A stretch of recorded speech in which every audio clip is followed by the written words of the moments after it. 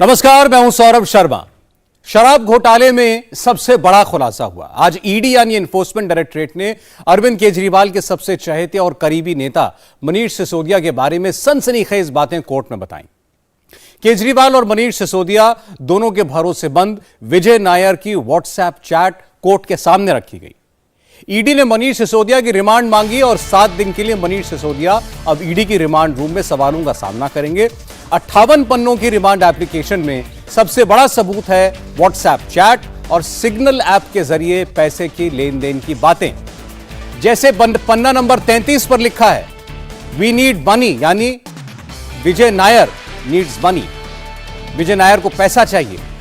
ED ने remand मांगते वक्त कहा कि 214 करोड़ रुपए की मनी ट्रेल मिली है, यानी घोटाला अब 214 करोड़ का हुआ है।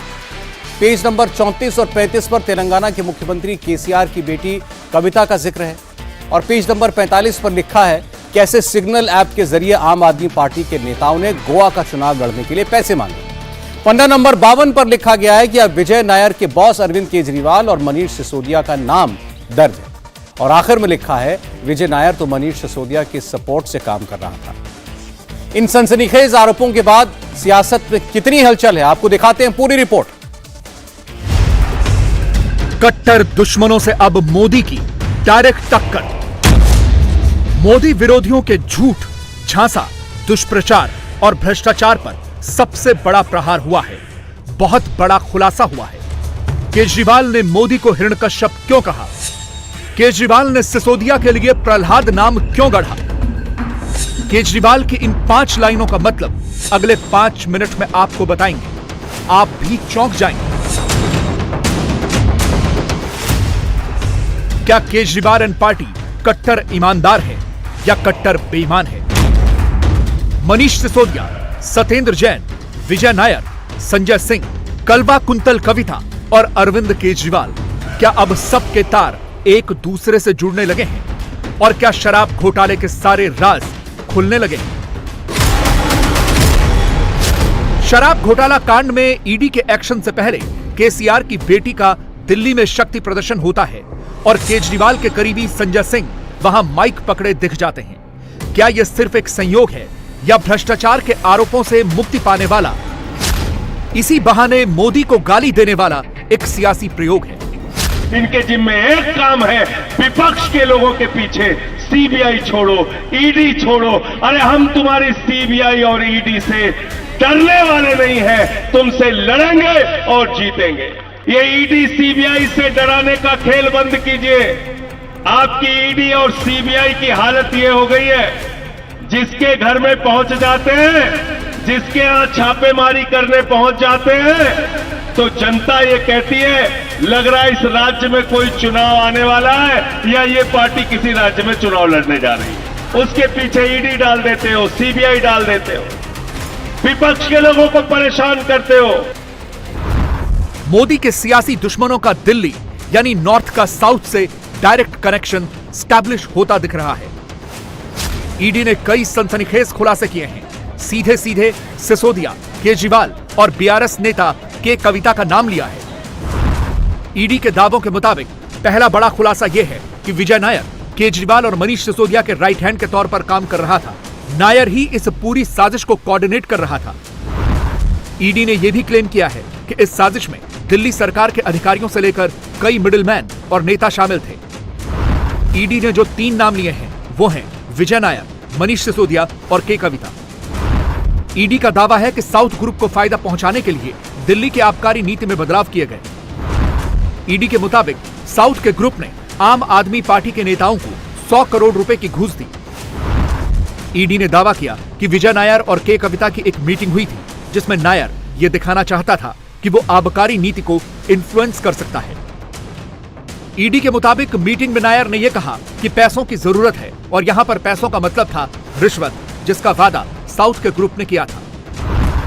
ईडी का क्लेम है कि चूंकि नायर सीधे सीधे केजरीवाल और सिसोदिया के बिहाफ पर काम कर रहा था, इसलिए रिश्वत लेने का ऑर्डर ऊपर से ही आया होगा। ईडी ने जो रिमांड एप्लीकेशन दाखिल की है उसमें इसके सबूत भी हैं। गौर से पढ़िएगा। इसके पेज नंबर 33 पर साफ साफ लिखा है, वी नीड मनी।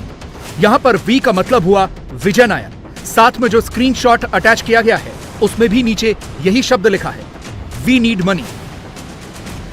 ईडी का दावा है कि सिसोदिया ने इंडो स्पिरिट्स नाम की कंपनी को L1 लाइसेंस दिलवाने में अहम भूमिका अदा की और इसके लिए जेट की रफ्तार से फाइल क्लियर की गई, फाइल को अप्रूव किया गया और एलोकेशन ग्रांट कर दिया गया। ईडी ने बाकायदा सबूत भी दिखाए और कहा कि 1 साल के भीतर 14 फोन नष्ट किए गए और बदल दिए गए। ईडी की तरफ से यह भी क्लेम किया गया कि सिसोदिया उन फोन्स का इस्तेमाल करते थे जिन्हें किसी और ने खरीदा और उनके नाम पर नहीं थे। ईडी के मुताबिक जिन सिम कार्ड्स का इस्तेमाल हुआ वो भी सिसोदिया के पीए देवेंद्र शर्मा के नाम पर था। ईडी की रिमांड एप्लीकेशन में एक स्क्रीनशॉट गोवा इलेक्शन से रिलेटेड भी है, जिसमें यह पूछा जा रहा है कि आम आदमी पार्टी का पेमेंट कैश में होगा या बिल बनेगा। आगे यह भी पूछा गया कि मुझे कब तक पेमेंट मिलेगी, और जिस वेंडर से यह पूरी बात हो रही थी उस वेंडर के मोबाइल फोन में केजरीवाल और आम आदमी पार्टी की होर्डिंग की तस्वीर भी मिली है। ईडी के मुताबिक जिन सिम कार्ड्स का इस्तेमाल हुआ वो भी सिसोदिया के पीए देवेंद्र शर्मा के नाम पर था। ईडी के ये दावे सनसनीखेज हैं और अगर इन दावों में जरा भी सच्चाई है तो कट्टर ईमानदार का ठप्पा लगाकर बैठे केजरीवाल और उनके नेताओं पर कट्टर बेईमान होने का ठप्पा लगता दिख रहा है। ईडी के सनसनीखेज खुलासों के बाद जिस तरह के रिएक्शन कट्टर ईमानदार पार्टी दे रही है वो ये बताने के लिए काफी है कि हो न हो आपके कैंप में खलबली तो मच चुकी है। ये कौन सी जांच हो रही है? सिर्फ विपक्ष के लोगों पर, सिर्फ मनीष सिसोदिया पर, सिर्फ अरविंद केजरीवाल पर। रोज नए नए ड्रामे, नई नई कहानियां, नई नई सीबीआई के किस्से, नए नए ईडी के किस्से आ रहे हैं। इसका न सिर है न पांव है। समझ रहे हैं आप, धुआं वहीं से निकलता है जहां आग लगी होती है, और इस वक्त करप्शन के मुद्दे पर कट्टर ईमानदार पार्टी घिरती हुई दिख रही है। क्योंकि अगर ऐसा नहीं होता तो शुक्रवार को आम आदमी पार्टी के सांसद संजय सिंह को 5 बार कैमरे पर नहीं आना पड़ता, बार बार ईडी सीबीआई का जिक्र करके हर बार मोदी का नाम फिट करके विक्टिम कार्ड नहीं खेलना पड़ता। जब से शराब घोटाले की फाइल खुली है, केजरीवाल के कैंप की बेचैनी उनकी भाषा में देखी जा सकती है। कोई ऐसी लाइन नहीं जिसमें मोदी का नाम न फिट हुआ हो, कोई ऐसी प्रेस कॉन्फ्रेंस नहीं जिसमें मोदी मोदी न किया गया हो। साफ जाहिर हो रहा है कि नरेंद्र मोदी जी की और भारतीय जनता पार्टी की मंशा मनीष सिसोदिया को जेल में रखने की है। आप मुझे बताइए, 14 घंटे सीबीआई ने उनके घर पे छापेमारी की, कुछ नहीं मिला। गांव में छापेमारी की, कुछ नहीं मिला। दफ्तर में छापेमारी की, कुछ नहीं मिला। बैंक में छापेमारी की, कुछ नहीं मिला। 5 दिन सीबीआई ने पूछताछ कर ली, कुछ नहीं मिला। 2 दिन फिर सीबीआई ने पूछताछ कर ली, कुछ नहीं मिला। तब डांट पड़ी ईडी को कि अरे भाई, मनीष सिसोदिया तो बाहर आ जाएंगे, उनकी तो बेल लगी हुई है कल, ऐसे कैसे हो गया? तुरंत ईडी को सक्रिय किया गया। आप बताइए, 10 महीने से जो ईडी सो रही थी, अचानक उसको लगा कि अरे भाई ये तो बाहर आ जाएंगे, इनको तुरंत गिरफ्तार करो। गिरफ्तार करके तो ये खेल सारा इस देश के लोगों को समझ में आ रहा है। इससे यही जाहिर होता है कि दरअसल मोदी जी की और भारतीय जनता पार्टी की एक ही मंशा है, मनीष सिसोदिया को जेल में रखो, आम आदमी पार्टी को बदनाम करो। सिसोदिया जेल से 3 पन्नों की चिट्ठी लिखते हैं। केजरीवाल तुरंत उस चिट्ठी को अपने ट्विटर अकाउंट से शेयर कर देते हैं। भ्रष्टाचार के आरोप में घिरे सिसोदिया को डिफेंड करने के लिए क्या क्या नहीं कहा गया। आतिशी ने कहा, सिसोदिया तो साक्षात भगवान राम हैं। दिलीप पांडे कहते हैं, सिसोदिया तो भगत सिंह हैं। संजय सिंह कहते हैं, सिसोदिया महाराणा प्रताप हैं। और केजरीवाल कहते हैं, सिसोदिया तो संत आदमी हैं, महात्मा आदमी हैं। मगर क्या ऐसा कहने भर से करप्शन के आरोपों से मुक्ति मिल जाएगी? 2023 में जब ईडी और सीबीआई ने शराब घोटाले में सिसोदिया पर शिकंजा कसा है, तब से आम आदमी पार्टी अडानी वाला नया टेप लेकर आई है। करीब करीब हर रोज आधे घंटे की प्रेस कॉन्फ्रेंस होती है, नई मनोहर कहानियां सुनाई जाती हैं और कैमरा बंद होते ही सोशल मीडिया पर वही थ्योरी घुमाई जाती है। केजरीवाल खुलकर तो नहीं बोलते, लेकिन मोदी पर पिन पॉइंटेड अटैक जरूर करते हैं। यानी सिसोदिया के करप्शन वाले आरोप को डिफेंड करने के लिए अब वही पुराने केजरीवाल फिर से एक्टिव हो गए हैं। वही केजरीवाल जो मोदी को बेशर्म तानाशाह कह चुके हैं। मोदी के लिए कावर्ड और साइकोपैथ जैसे शब्दों का प्रयोग कर चुके हैं। अनपढ़ प्रधानमंत्री, देशद्रोही मोदी, सैनिक विरोधी मोदी, ऐसे एक नहीं दर्जन भर से ज्यादा ट्वीट्स मौजूद हैं। केजरीवाल ने अपनी राजनीति ऐसे ही मोदी को गाली दे देकर चमकाई है। मोदी ने पाकिस्तानियों के साथ सेटिंग कर रखी है, मोदी ने आतंकवादियों के साथ सेटिंग कर रखी है, उसकी पोल खोलने की जरूरत है दोस्तों।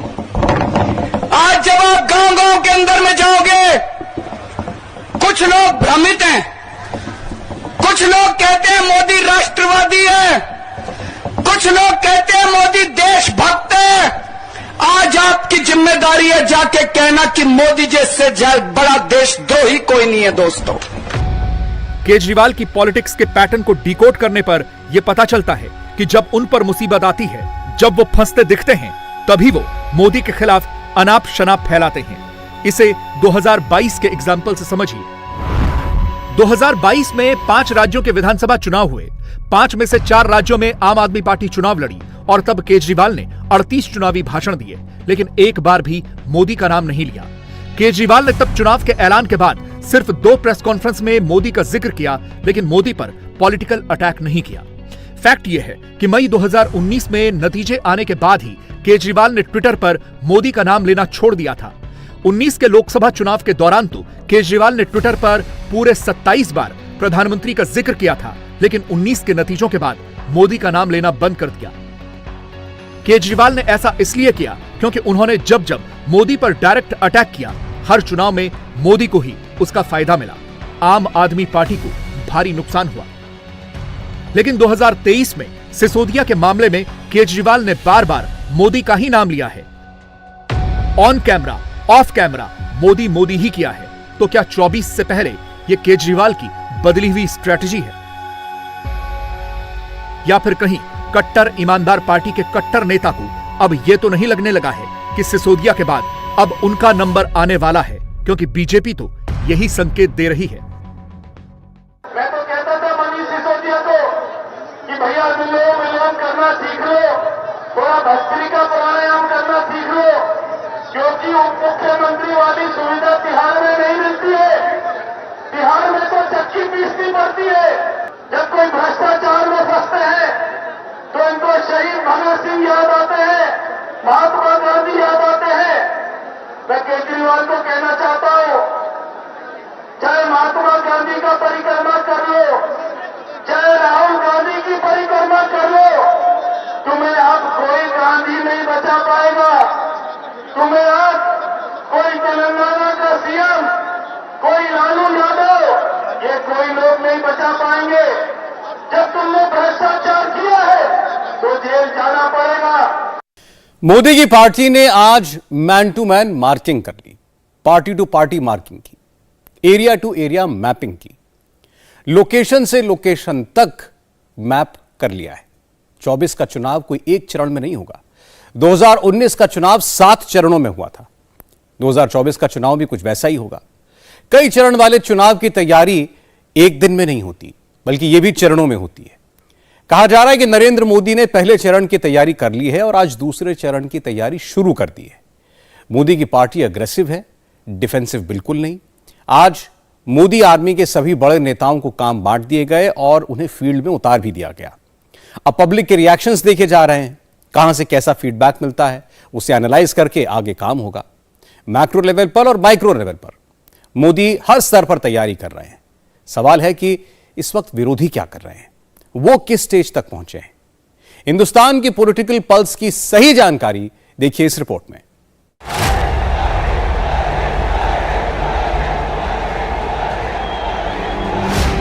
मोदी आर्मी की ट्रेनिंग चल रही है। 24 की ओर मार्च शुरू हो गया है।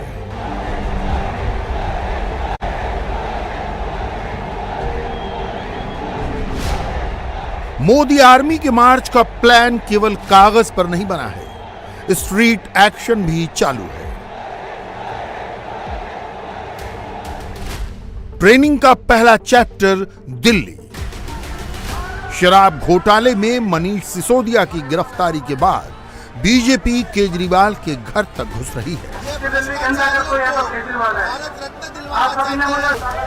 केजरीवाल के खिलाफ बीजेपी फुल एग्रेसिव है। दिल्ली में आम आदमी पार्टी पहली बार बैकफुट पर दिख रही है।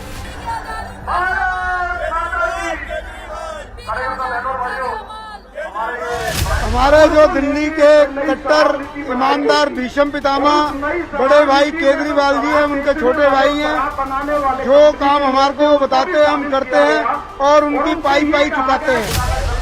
शराब घोटाले में ईडी ने जो पेपर कोर्ट में दिखाए हैं, उनसे लगता है कि गिरफ्तारी की तलवार केजरीवाल पर भी लटकने लगी है। ट्रेनिंग का दूसरा चैप्टर राजस्थान। वीरांगनाओं के अपमान के मुद्दे पर बीजेपी ने अशोक गहलोत को घेर लिया है। सचिन पायलट भी घिर गए हैं। गहलोत लेफ्ट जाएं या राइट, उन्हें समझ नहीं आ रहा। राजस्थान में बीजेपी ने किरोड़ी लाल मीणा को आगे किया है।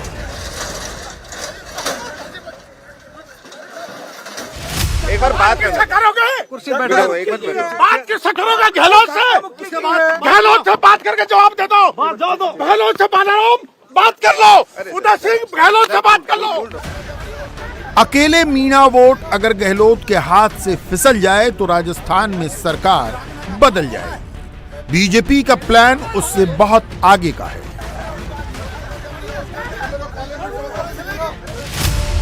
ट्रेनिंग का तीसरा चैप्टर महाराष्ट्र। महाराष्ट्र में हिंदुत्व का नया अध्याय खोला गया है। एकनाथ शिंदे सरकार का पहला बजट पेश करते हुए देवेंद्र फडणवीस ने 86,300 करोड़ से शक्तिपीठ महामार्ग शुरू करने का ऐलान किया है। गौर से देखिए, 86,300 करोड़ यानी राम मंदिर बनाने के बजट से 40 गुना ज्यादा। महाराष्ट्र के 12 तीर्थ स्थान जुड़ेंगे तो 24 में मोदी के लिए लाखों वोट पड़ेंगे। असर लोकसभा की 48 सीटों पर पड़ेगा। ट्रेनिंग का चौथा चैप्टर उत्तर प्रदेश। योगी आदित्यनाथ की कैबिनेट ने यूपी के निकाय चुनाव के बारे में ओबीसी आयोग की रिपोर्ट को मंजूर करके अखिलेश यादव के गुब्बारे में सुई मार दी है। ये तय है कि आयोग ने अपनी विस्तृत रिपोर्ट सौंप दी है। उस रिपोर्ट्स को हम माननीय न्यायालय में रखेंगे और न्यायालय जो भी निर्णय करेगा उसके बाद हम शीघ्र से शीघ्र चुनाव में जाएंगे। अब यूपी में जब भी निकाय चुनाव होंगे, ओबीसी के लिए 27% आरक्षण के साथ होंगे। फैसला निकाय चुनावों के लिए है, असर 24 के लोकसभा चुनावों पर पड़ेगा। ट्रेनिंग का पांचवा चैप्टर कर्नाटक। दक्षिण के भगवा दुर्ग में बीजेपी ने वोक्कालिगा और लिंगायत के बीच बैलेंस बना लिया है। Lingayat CM Bommai election campaign committee के चेयरमैन बनाए गए हैं और वोक्कालिगा समुदाय की शोभा करांदोलजे को इलेक्शन मैनेजमेंट कमेटी का कन्वीनर बनाया गया है। नरेंद्र मोदी की कारपेट बॉम्बिंग आगे होगी। अभी बीजेपी के फुट सोल्जर्स फ्रंट पर भेजे गए हैं। मोदी की फोर्स दिल्ली के पार्टी हेडक्वार्टर्स का ऑर्डर फॉलो करेगी और ग्राउंड वाला एक्शन बूथ तक दिखेगा। गुजरात मॉडल सभी 543 सीटों पर लागू होगा। राजस्थान जीतने के लिए 10 लाख लोगों की फौज। महाराष्ट्र की 48 सीटों पर 28,880 विस्तारकों की नियुक्ति और लोकसभा की 160 सीटों पर स्पेशल अटेंशन। 24 का चुनाव चरणों में होगा। मोदी की तैयारी भी चरणों में हो रही है।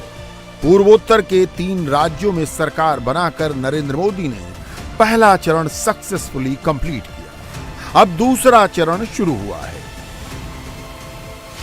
प्राइम मिनिस्टर की पर्सनल पॉपुलैरिटी प्लस बीजेपी की इलेक्शन वॉर मशीन प्लस संघ का हार्ड वर्क वाला कल्चर, 24 की रेस में मोदी की पार्टी सबसे आगे है।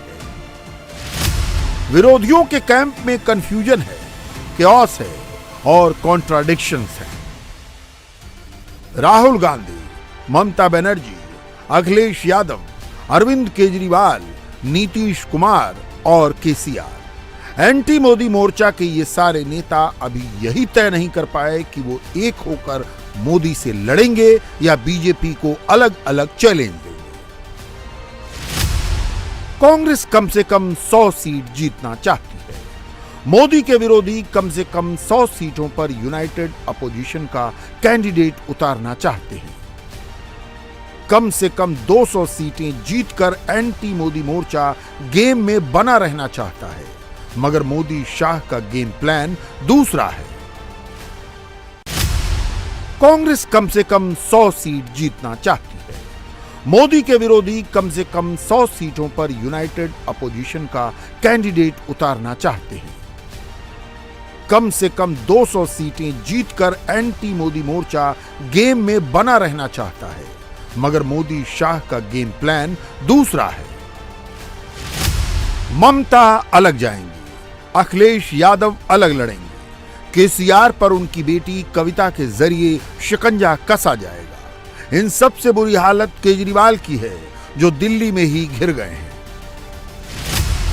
सत्येंद्र जैन तिहाड़ जेल में है, मनीष सिसोदिया भी तिहाड़ में है। शराब घोटाले के पेपर ईडी के पास हैं। सीबीआई की जांच अलग से चल रही है।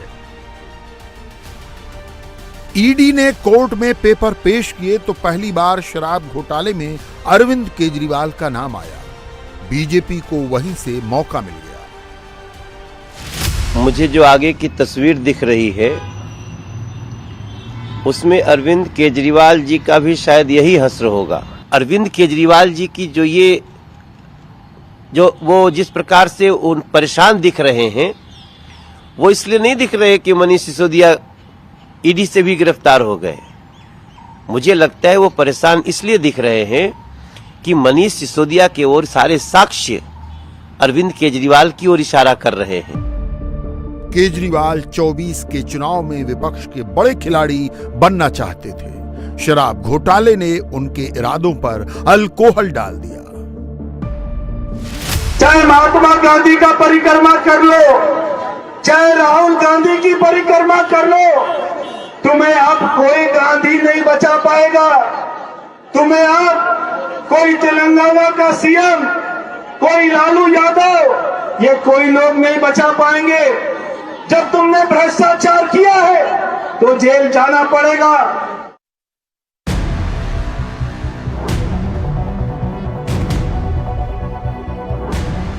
दिल्ली में आगे पहला इलेक्शन 24 में होगा। अभी दिल्ली की 7 में से 7 सीटें मोदी के पास हैं। 24 में केजरीवाल 7 सीटों पर झाड़ू चलाना चाहते थे। आम आदमी पार्टी पंजाब में भी 0 पर है। केजरीवाल पंजाब की 13 में से कम 8 से 9 सीटें जीतने की सोच रहे थे। शराब घोटाले ने आम आदमी पार्टी की सारी योजना चौपट कर दी। प्रधानमंत्री बीजेपी हेडक्वार्टर में हो तो आमतौर पर दूसरी पार्टियों के बारे में नहीं बोलते, लेकिन पिछली बार वो केजरीवाल के बारे में पूरे 5 मिनट बोले, क्योंकि प्रधानमंत्री को दिल्ली के बीजेपी वर्कर्स को डायरेक्ट मैसेज देना था। कुछ लोग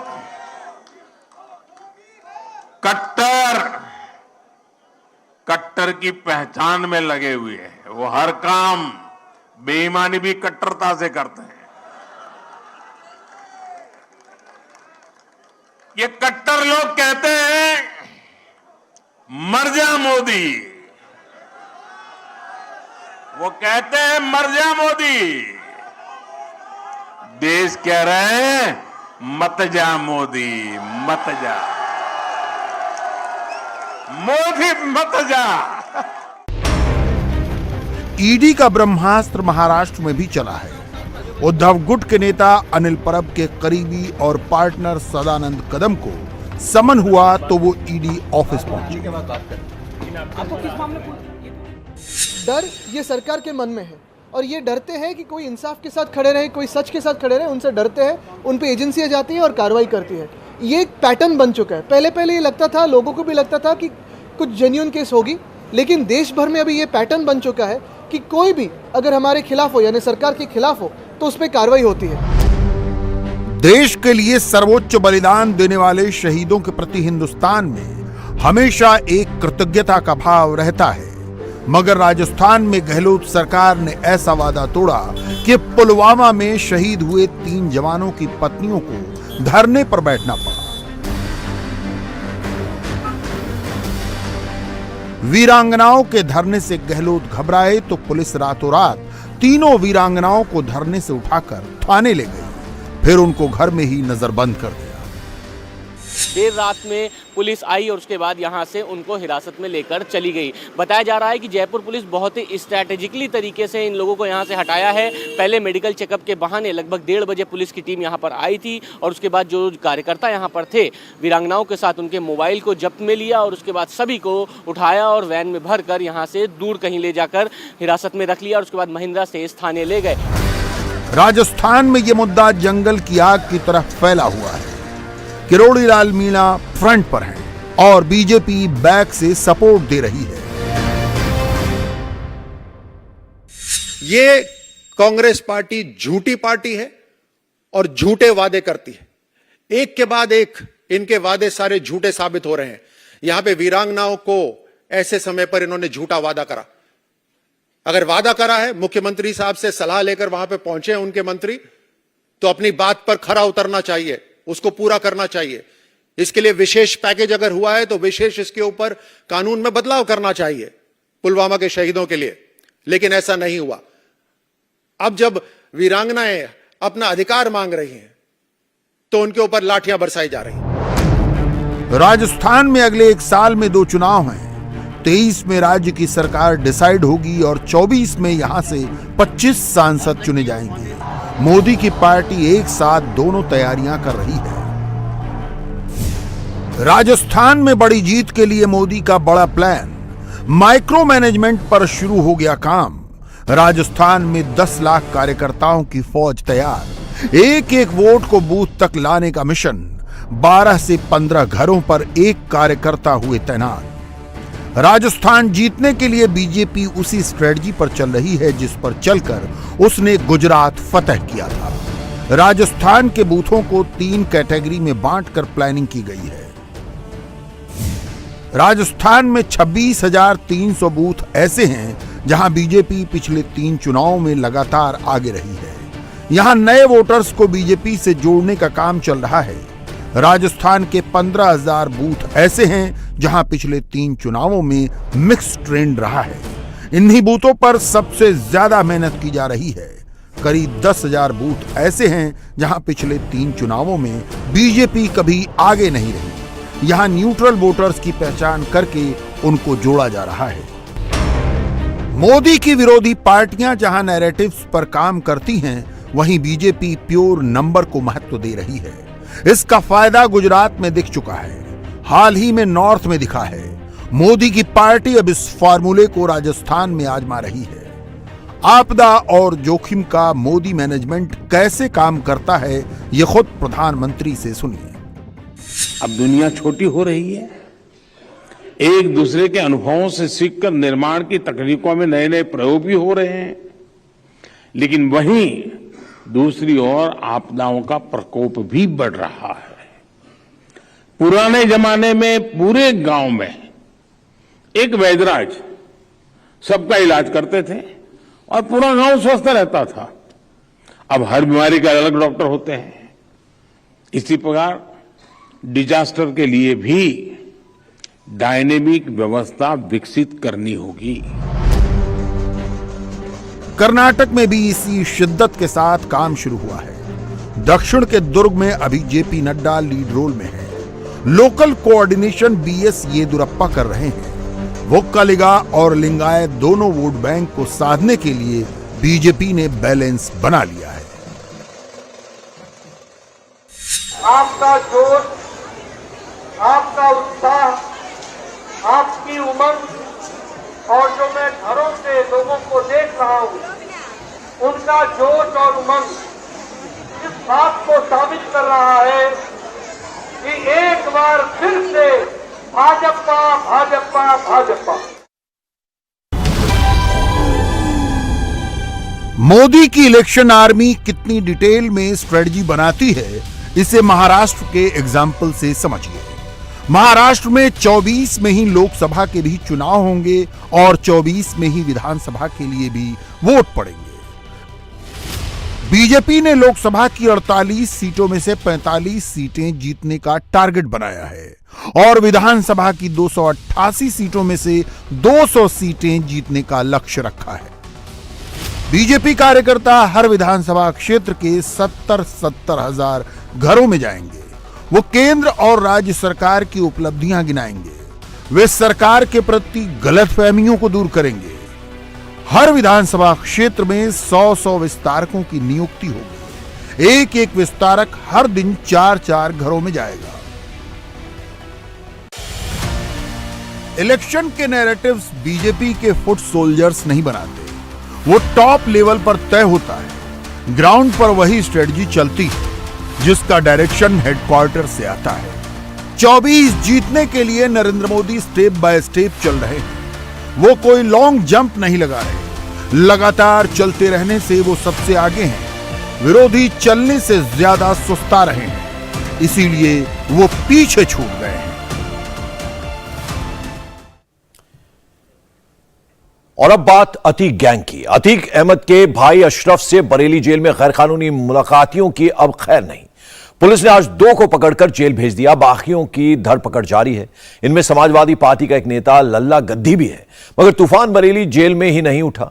गुजरात की साबरमती जेल में अतीक को भी उमेश पाल हत्याकांड का अफसोस हो रहा है। सूत्रों के मुताबिक उसे अंदाजा ही नहीं था कि योगी इतने सख्त साबित होंगे।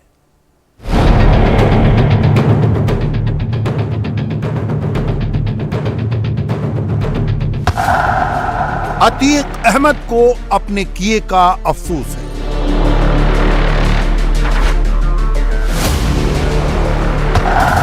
अतीक अहमद को अपनी चूक का एहसास है।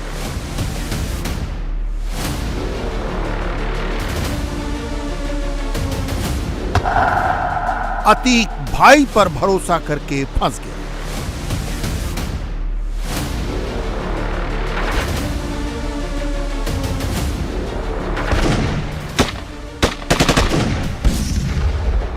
जी हां, प्रयागराज के उमेश पाल हत्याकांड की जांच जैसे जैसे आगे बढ़ रही है, वैसे वैसे नई जानकारियां सामने आ रही हैं। इन्हीं में से एक जानकारी यह भी है, अतीक अहमद ने उमेश पाल के मर्डर की हरी झंडी दी थी, मगर टाइम और एक्शन प्लान का पूरा फैसला उसने भाई अशरफ के भरोसे छोड़ दिया था। अशरफ ने उत्साह में साजिश का जाल तो फैला दिया, मगर भूल गया कि यूपी में 2017 के पहले की सरकार नहीं है। योगी राज में डे लाइट मर्डर अब अतीक गैंग के गले की हड्डी बन गया है। योगी सरकार का सुपर फास्ट एक्शन देखकर अतीक ने साबरमती जेल में कहा, मैं कई बार सांसद और विधायक रह चुका हूं। चलती विधानसभा के दौरान ये वारदात अंजाम नहीं देनी चाहिए थी। इस बार टाइमिंग गलत हो गई। साबरमती जेल के भीतर से जो जानकारी छन करके आ रही है, उसके मुताबिक अतीक अहमद ने जेल में अपने साथियों से बातचीत के दौरान इस बात को कबूला है कि विधानसभा सत्र के दौरान उमेश पाल के मर्डर का फैसला गलत हो गया। योगी सरकार ने अतीक अहमद के परिवार वालों के खिलाफ जो कार्रवाई है, उसकी रफ्तार दुगनी कर दी है। अतीक ने यहाँ तक कहा कि इस पूरे मामले को उसने अशरफ और उनके गुर्गों पर छोड़ दिया था। आपको बता दें कि अशरफ के पास राजनीतिक अनुभव जो है वो काफ़ी कम है। अतीक 4 बार विधायक रह चुका है, 1 बार सांसद रह चुका है।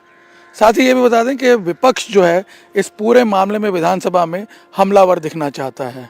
अखिलेश यादव ने तो इस बात का भी ध्यान नहीं रखा कि अतीक अहमद उन्हीं की पार्टी से 1 बार सांसद रह चुका है, विधायक भी रह चुका है। अतीक का ये कहना है कि यदि अखिलेश यादव विधानसभा में योगी को भड़काते नहीं, उकसाते नहीं, तो योगी कभी भी ना तो मिट्टी में मिला देने वाला बयान देते और ना ही उनके जो साथी हैं, जो परिवार वाले हैं, उनके घर सचमुच में मिट्टी में ना मिलाए जाते। किसी भी कत्ल की वारदात में जांच के 3 अहम बिंदु होते हैं। हत्या का टाइमिंग यानी वक्त, हत्या का मोटिव यानी मकसद, और पुख्ता एविडेंस यानी बोलते सबूत। यूपी पुलिस की जांच इन 3 बिंदुओं के आधार पर अतीक गैंग के गले तक पहुंच गई। पुलिस की जांच में जो कहानी उभर कर आ रही है उसके मुताबिक अतीक ने उमेश पाल को रास्ते से हटाने की जिम्मेदारी अपने भाई अशरफ को सौंपी थी। बरेली जेल में बंद अशरफ ने अपने गुर्गों के जरिए जाल तो सारा बिछा लिया, मगर गलत वक्त पर गलत फैसला ले लिया। कातिलों में कॉन्फिडेंस पैदा करने के लिए अतीक के बेटे असद को भी भेज दिया, जिसने मौका वारदात पर गोली चलाने में दूना जोश दिखाया। माफिया को अफसोस हो रहा है कि विधानसभा सत्र न चल रहा होता तो चीजें आसान रहती, लेकिन जो टाइमिंग हो गई वो शायद गलत हो गई। कैसे देखती है सरकार इस बात को? देखिए, मुझे लगता है कि भ्रष्टाचार और लॉ एंड ऑर्डर को लेकर के उत्तर प्रदेश की सरकार की 0 टॉलरेंस की नीति रही है। इंडिया टीवी हर वक्त हर जगह डाउनलोड करने के लिए सर्च करें India TV news Google play store या ऐप स्टोर पर।